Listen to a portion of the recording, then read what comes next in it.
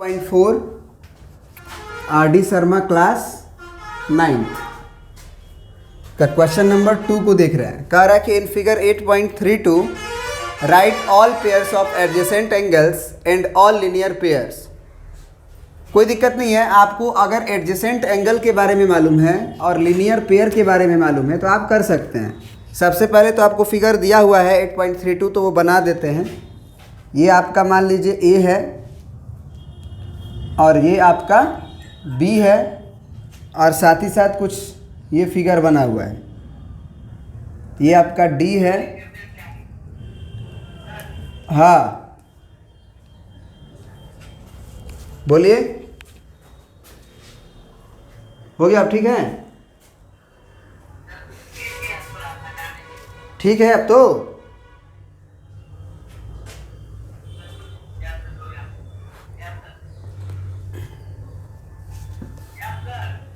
Adjacent angle का pair बताइए, आप खुद ही बताइए।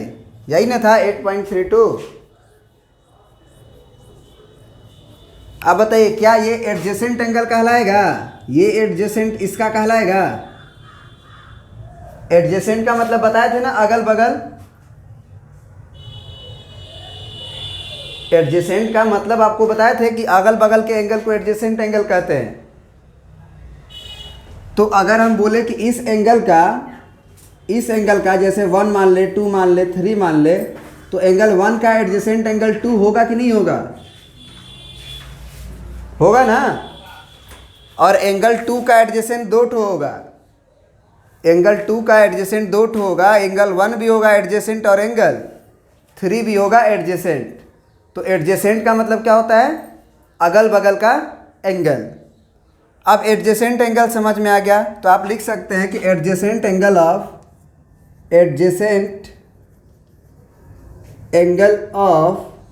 एंगल 1 इज इक्वल टू क्या लिखेंगे? एंगल 2 और फिर एडजेसेंट एंगल ऑफ एंगल 2 क्या लिखेंगे? Angle 1 and angle 3। मतलब एंगल 1 भी होगा और एंगल 3 भी होगा। और उसी तरह से एडजेसेंट एंगल ऑफ एंगल 3 क्या होगा? एंगल 2। बस, क्योंकि वो तो फिर बगल में नहीं होगा ना, 1 बहुत ज़्यादा दूर हो गया। अब आते हैं लीनियर पेयर वाले एंगल पे, है ना। All linear pair. जरा बताओ, लीनियर पेयर में क्या होता है कि सम 180 डिग्री हो जाना चाहिए। सम जो है वो 180 डिग्री हो जाना चाहिए ना। बोलो। और पेयर का मतलब कितना होता है? क्या होता है? जोड़ा, युगल।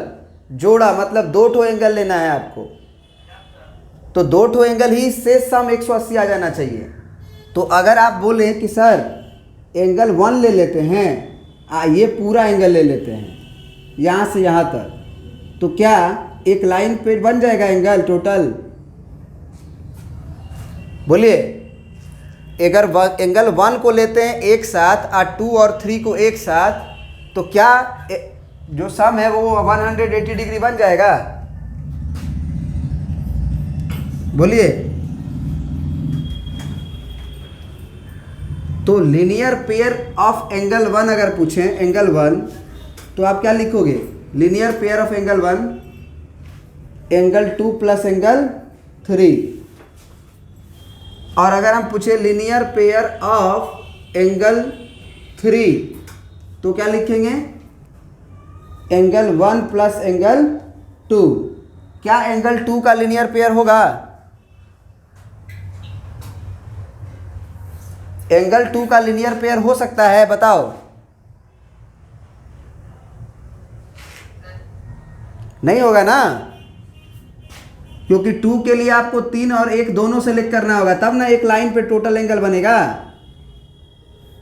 तो 2 के लिए आपको इसको दोनों सेलेक्ट करना पड़ेगा। 2 को सेलेक्ट कर दिए तो 3 गो हो गया ना, तो 1 2 3, वो पेयर कहाँ हुआ? जोड़ा होना चाहिए। समझ रहे हो बात को? तो हम लिख सकते हैं कि एंगल 3 का जो लीनियर पेयर है, एंगल 3 का 1 का नाम क्या लिख सकते हैं जी? Angle AOD। और प्लस एंगल 2 को क्या लिख सकते हैं? DOC। 2 को क्या लिख सकते हैं? एंगल डी ओ सी। फिर एंगल 2 को क्या लिख सकते हैं, डी ओ सी। और 3 को क्या लिख सकते हैं, सी ओ बी। सी ओ बी या बी ओ सी, बात एक ही है, सी ओ बी। तो ये एंगल 2 मान लेने से थोड़ा सा इजी हो जाता है। एंगल 2 क्या है भाई, डी ओ सी। अब ये आप लिख सकते हैं ना कि एंगल 1 का नाम क्या है, एंगल 3 का नाम क्या है। क्या ये बात आप समझ गए? तब आगे बढ़ते हैं। ये जो क्वेश्चन है वो क्या कह रहा है, इन फिगर 8.34 आपको दिया हुआ है। बोल रहा है कि ray O A, ray O B, O C, O D and O E have the common end point O. Ray में तो जानते हो ना कि एक एंड पॉइंट होता है और एक एरो होता है ना। तो एक एंड पॉइंट जो है वो ओ फिक्स हो गया और ये रे है, ये ओ ए रे हुआ। फिर दूसरा रे में ये एंड पॉइंट है और ये फिक्स हो गया। ठीक है, समझ रहे हो बात को? तो अब ये आपका ओ बी रे है, फिर आपका एक ओ सी रे है, फिर आपका एक ओ डी रे है ना, कोई ऐसे करके ओ डी रे है। इसमें हर एक में एंड पॉइंट यही है और भाग रहा है इधर की ओर। मतलब आप डाइवर्जेंट रे पढ़े हैं ना, डाइवर्जेंट रे डाइवर्स करता है, जो फैलता है एक पॉइंट से, उससे वही है। तो अब बोल रहा है कि अगर आप जोड़ोगे, मतलब ए ओ ई ये हुआ, फिर बी ओ सी, सॉरी ए ओ बी के बाद है आपका बी ओ सी। तो ए ओ बी अब बी ओ सी, ये गड़बड़ बोल दिए थे। ए ओ बी ये था, ए ओ बी ये था, बी ओ सी ये था, सी ओ डी ये था, डी ओ ई ये था, ई ओ ए ये था। तो क्या तुम्हें नहीं लग रहा है कि एक पॉइंट का एंगल है? एक पॉइंट पे टोटल अगर घूम गए हो, टोटल अगर घूम गए तो कितना घूम गए, 360 डिग्री नहीं घूम गए? तो हम क्या लिख देंगे यहाँ पे, हम क्या लिख देंगे, here O is a point, then sum of angles about a point, या अराउंड लिख दो, वो ज़्यादा बेहतर है। Around a point is 360 degree proved. ये तो एक मेथड 1 हुआ, क्योंकि हम पढ़ चुके थे कि एक पॉइंट के अबाउट सारे एंगल्स का सम 360 डिग्री होता है। इसका दूसरा प्रूफ क्या है, दूसरे तरह से इसको हम कैसे प्रूफ कर सकते हैं वो देखो। कोई एक रे पकड़ो, जैसे हमने ओ ए पकड़ा, ओ ए के अपोजिट एक रे बना दो, ओ ए के अपोजिट एक रे बना दो, मान लो ओ एम। अब तुम कहो कि ये एक्स मान लेते हैं, ये वाई मान लेते हैं, ये जेड मान लेते हैं, ये डब्लू मान लेते हैं, ये मान लो एम मान लेते हैं और ये मान लो के मान लेते हैं। हो गया? अब ज़रा बताओ हमें कि अगर हम एक कंस्ट्रक्शन किए कि ड्रॉ या इसी को कंस्ट्रक्ट भी बोल सकते हैं, कंस्ट्रक्ट रे ओ एम अपोजिट टू रे ओ ए। मतलब हमने ओ ए रे के अपोजिट एक ओ एम रे बनाया, तो इसलिए M O A is a line. M O A, M के भी तरफ रे है, इधर की भी तरफ रे है, तो ये भी बढ़ेगा, इधर भी बढ़ता रहेगा। तो दोनों तरफ जब बढ़ता रहेगा तो ये एक लाइन हुआ ना। तो M O is a line. तो लाइन पे जो टोटल एंगल का सम होगा, ऊपर से जाओ और चाहे नीचे से जाओ, बनेगा तो 180 डिग्री ना। क्योंकि जो आप देखते हो प्रोटेक्टर, जिसको हिंदी में चांद कहते हैं, तो चांद पे 180 डिग्री का एंगल बनता है कि नहीं बनता है? तो लिख देंगे कि angle x plus Y plus Z is equal to 180 degree. फिर also W plus M plus K is equal to 180 degree. अब दोनों को जोड़ देंगे, दोनों को जोड़ेंगे तो क्या मिलेगा देखो, x plus Y plus z plus W plus M plus K, और इधर इधर मिलेगा 360। अब x को आप क्या बोलोगे, जरा फिगर में जाके देखो, x क्या AOB है? AOB है, बोलो। तो ये हो गया एंगल AOB प्लस y क्या है? y, तो y BOC है, एंगल BOC प्लस z क्या है? z COM है प्लस MOD W है, MOD प्लस DOE और प्लस EOA। इसका वैल्यू कितना हो गया? 360 डिग्री। अब देखो इसमें जो प्रूफ करना है वो क्या है? AOB BOC COD। तो AOB BOC और COD नहीं आएगा। काहे नहीं आएगा? क्योंकि दो गो एंगल को पहले जोड़ना पड़ेगा, फिर DOE आएगा, EOA आएगा। ये आया है। हम बोलेंगे कि इन दोनों एंगल को फिगर में जाके देखो जोड़ के, तो COM और MOD, COM यानी कि ये वाला और MOD यानी कि ये वाला पूरा जोड़ेंगे तो COD हो जाएगा कि नहीं हो जाएगा? तो उन दोनों के जगह पे डायरेक्ट हम लोग COD लेके आगे बढ़ सकते हैं। तो ये भी एक मेथड था प्रूफ करने का, है ना। ये हल्के हल्के क्वेश्चंस हैं। और भी पूछना है कुछ?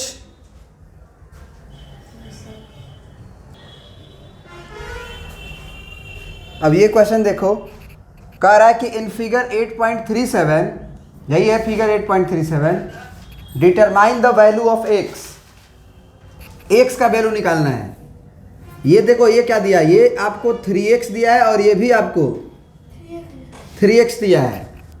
ये वाला एंगल आपको x दिया है और ये आपको 150 डिग्री दिया है। आपको नहीं लग रहा है, आपको नहीं लग रहा है कि ये 3x और प्लस 3x जो होगा वो 180 डिग्री होगा from linear pair? From linear pair, क्योंकि एक लाइन पे बना हुआ एंगल हो गया ना। उसी तरह से 150 डिग्री और प्लस x डिग्री, ये भी 180 डिग्री होगा, क्योंकि नीचे के तरफ से भी तो एक लाइन है। तो ऊपर के तरफ से ये total angle 3x plus 3x और नीचे के तरफ से ये टोटल एंगल आपका 150 और x। तो ऊपर से देखो, पहला को सॉल्व करेंगे अगर, तो 3x और 3x 6x is equal to 180 degree, तो x is equal to 180 upon 6। कितना हो गया x का वैल्यू? 30 डिग्री हुआ ना। दूसरा को भी सॉल्व करके देखो, x को रहने दो इधर, 150 को उधर भेज दो, तो x is equal to 180 minus 150, यहाँ से भी तो 30 ही आएगा ना। तो उन्होंने x का ही वैल्यू पूछा था, क्या हम लोगों ने x का वैल्यू निकाल दिया? बोलो। अरे गाएंगे नहीं, अभी सुन लो, अभी मूड करता है तो गा देते हैं। क्या है? What value of y would make AOB a line. आप देख रहे हैं AOB को, ये A है, ये O है, ये B है। कह रहे y का कौन सा value, what value of y would make AOB a line, बना सकता है AOB को एक स्ट्रेट लाइन। y का क्या वैल्यू ले ताकि AOB एक स्ट्रेट लाइन बन जाए? इन फिगर 8.43 यही है क्या?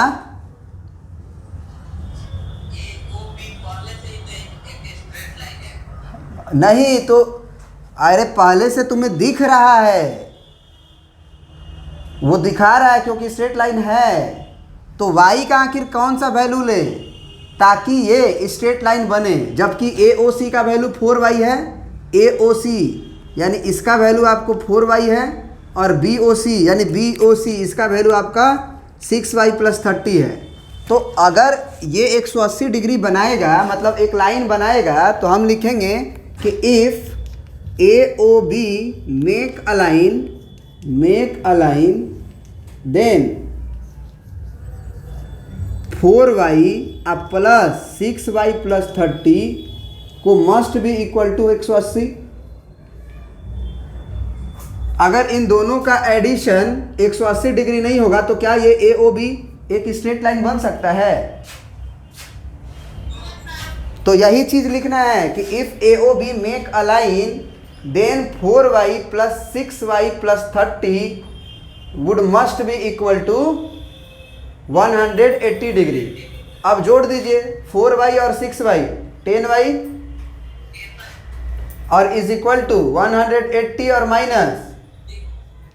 -30, तो हमको लग रहा है कि 150 बचेगा। तो ये जो आपका 10y दिखाई दे रहा है, अब y बराबर क्या हो जाएगा? 150 और डिवाइडेड बाई 10 कितना? 15 डिग्री। तो y का ही वैल्यू पूछा था उसने, तो y is equal to 15 degree answer हो गया। समझ गए? बोलो, x थोड़ी दिया इसमें, y दिया है, तो y का वैल्यू निकालेंगे। x रहता तो x का वैल्यू निकलता है ना। चलिए ठीक है, और आगे पूछिए। देखो क्या कह रहा है, कह रहा है कि इफ फिगर 8.46 रे OS stands on a line OS, ये OS है, रे OS stands on a line POQ। ये देख रहे हो ना POQ, इस POQ पे OS क्या कर रहा है? स्टैंड्स कर रहा है। फिर कह रहा है कि रे OR एंड रे OT। रे OR कौन है? ये O है, ये R है। तो ये जो OR है,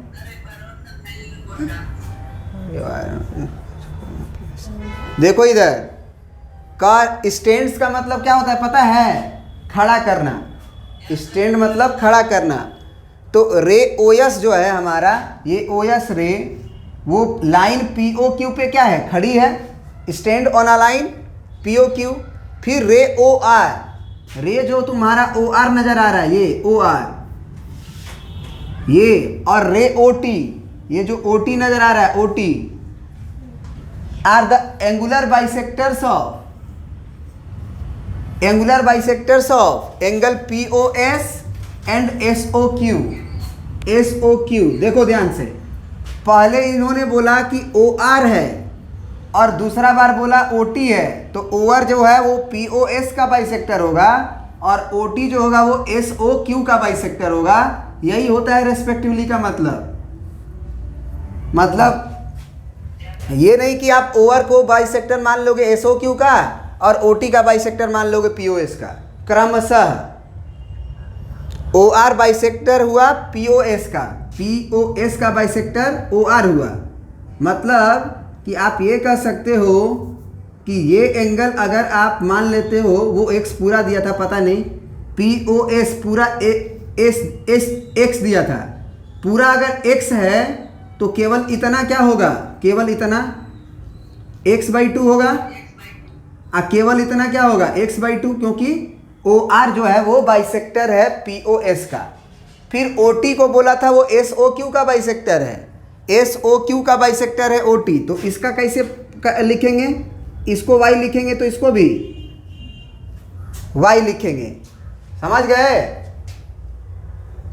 तो find the value of POS, ये POS कितना डिग्री का होगा, and also find ROT। R किधर है? R किधर है? R यहाँ है, O यहाँ है, T यहाँ है। मतलब कि angle ROT from this figure हम क्या लिख सकते हैं? किसका किसका जोड़ करेंगे तो ROT मिल जाएगा? तुम बताओ। ROT प्राप्त करने के लिए किसको किसको जोड़ेंगे?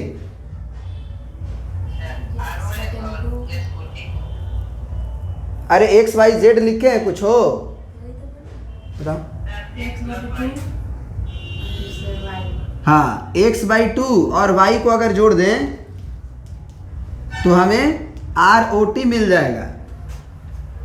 तो चलो करते हैं काम, अब काम करते हैं।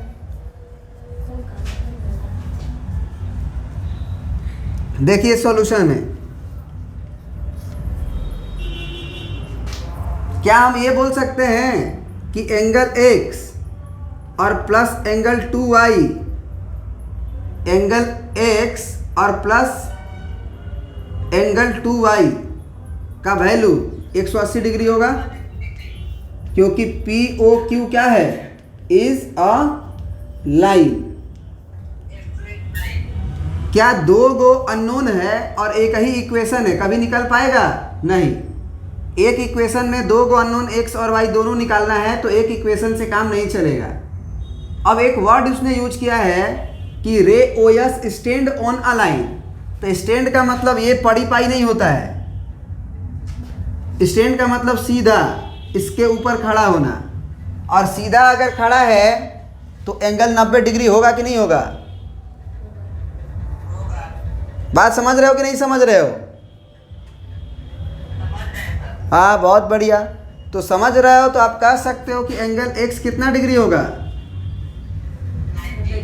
तो अगर एंगल x 90 डिग्री आ गया तो यहाँ 90 डिग्री रख दो, तो 90 डिग्री आप प्लस 2 ऑफ y का वैल्यू 180 होगा, तो 2 ऑफ y का वैल्यू 180 माइनस 90 डिग्री, तो ये कितना हो गया 90 डिग्री।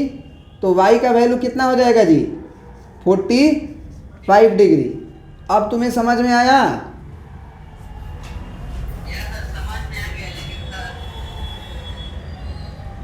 अब जरा बताओ कि आपसे पूछ क्या रहा है। सबसे पहले आपको POS पूछ रहा है, तो POS कितना डिग्री होगा? x आ चुका है तो 90 डिग्री होगा। आंसर दिया है कि नहीं दिया है?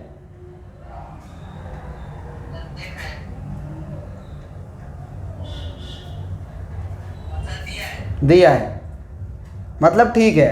और फिर आपसे ROT पूछा है, तो ROT में जाने से पहले आप x/2 करेंगे। तो x/2 का मतलब 90 का आधा 45, प्लस y को लिखना है, तो y का वैल्यू 45 पहले से दिया हुआ है, चाहे आप निकालें हैं। तो दोनों को जोड़िएगा तो ये भी 90 डिग्री ही है, तो ROT का भी वैल्यू 90 डिग्री ही है। समझ में आया कि नहीं?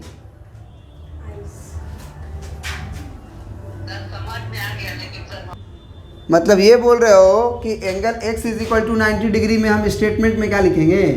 लिखेंगे कि given OS stand on line POQ, बस। That is OS is perpendicular to POQ। लिख दो। अगर OS स्टैंड है POQ पे, तो OS निश्चित रूप से POQ का परपेंडिकुलर होगा। ये आप स्टेटमेंट लिख दो। चलिए आगे बढ़ते हैं आप।